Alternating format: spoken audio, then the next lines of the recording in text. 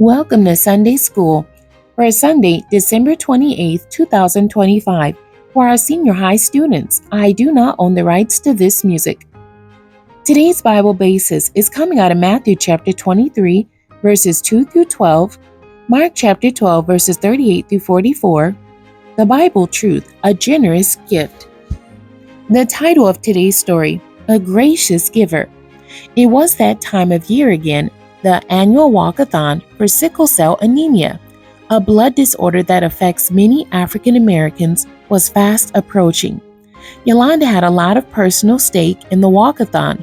Her dad had sickle cell anemia, and she was captain of the city of Carson's volleyball team, which annually participated in the walkathon. The team consistently raised over $3,000 every year through the generosity of family, friends, and local businesses. I love this time of year, Yolanda thought to herself while passing out flyers in the neighborhood, soliciting donations. Anything you give will be greatly appreciated, she told people as they passed by. Some businesses allowed them to place donation boxes in their stores, while others gave generously. One particular business owner, Mrs. Rose, usually donated at least $1,500 from her personal account. This year was different, though. This year, I won't be able to give our usual donation, Mrs. Rose said sadly. We can only give $250. Yolanda assured her, That's fine, Mrs. Rose. Whatever you give is greatly appreciated. She hugged her and said, You always give from the heart, and that's what counts. Immediately, Mrs. Rose thought of placing one of the donation boxes on her counter, something she hadn't done before. 2 weeks later, Yolanda returned to collect the boxes, and Mrs. Rose was her last stop. When Yolanda entered the door, Mrs. Rose had a huge smile on her face. Guess what? She said, walking toward Yolanda with the box. You know, I was disappointed not to give my usual $1,500 donation.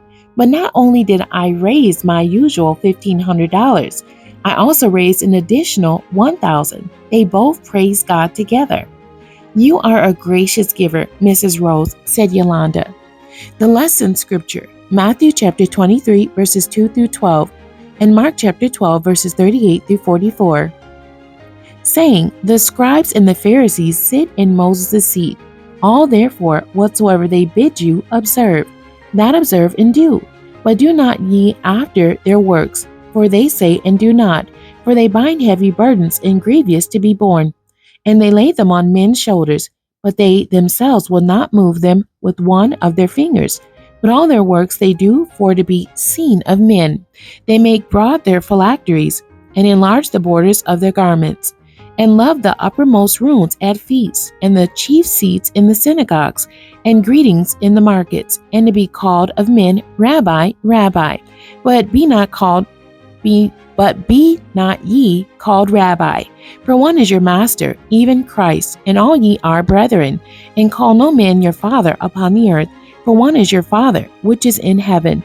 Neither be ye called masters, for one is your master, even Christ.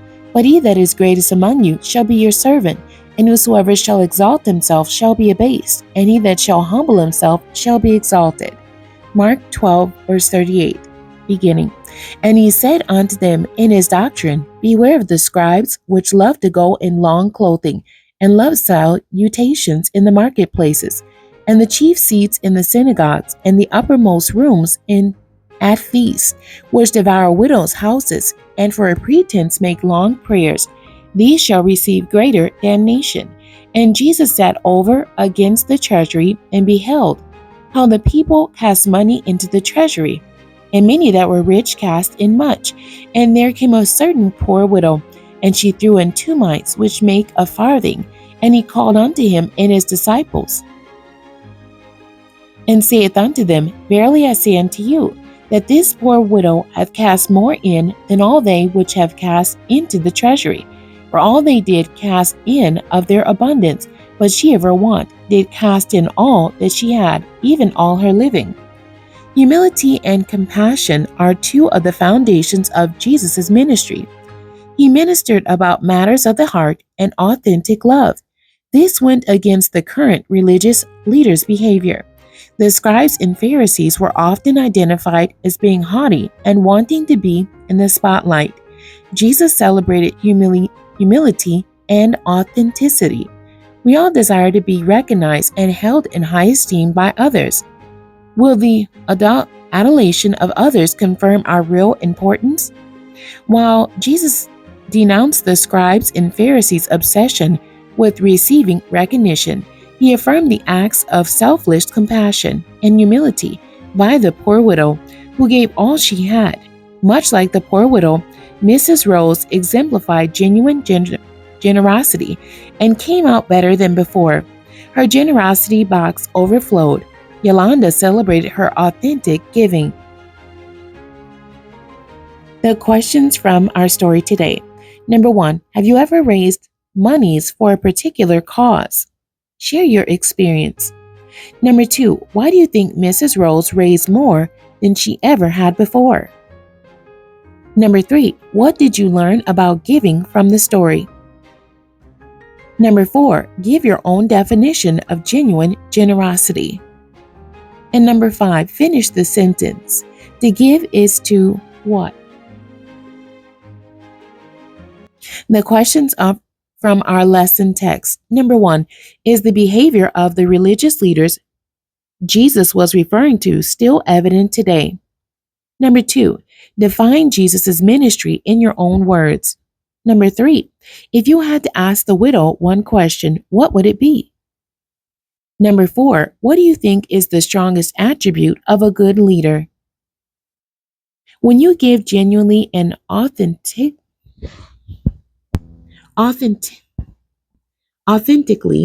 it helps you and whomever you are giving to. What's important is not the size of the gift, but the quality of the heart giving the gift. This week, write a prayer about genuine giving to share with the class next week. The memory verse. And he called unto him his disciples, and saith unto them, Verily I say unto you, that this poor widow hath cast more in than all they which have cast into the treasury. And that's Mark chapter 12, verse 43. The end. God bless you, and thank you for joining me today.